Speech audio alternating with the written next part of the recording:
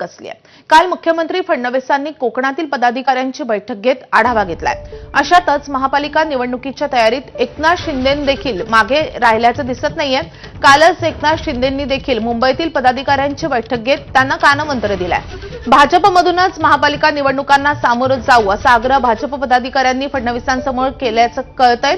तर ठाण्यामध्ये शिंदे आणि गणेश नाईकांच्या वादावरून देखील फडणवीसांसमोर आपली पदाधिकाऱ्यांनी कैफियत मांडली आहे। शिंदेंनी मात्र त्यांच्या पदाधिकाऱ्यांना जुळवून घेण्याचा सल्ला दिलाय।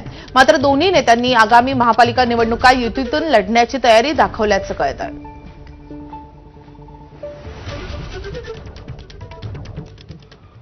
तर कोकण विभागातील एकला चलोरेची तयारी भाजप पदाधिकाऱ्यांनी दाखवली। मात्र यावर फडणवीसांनी काय प्रतिक्रिया दिली आहे आपण पाहूयात।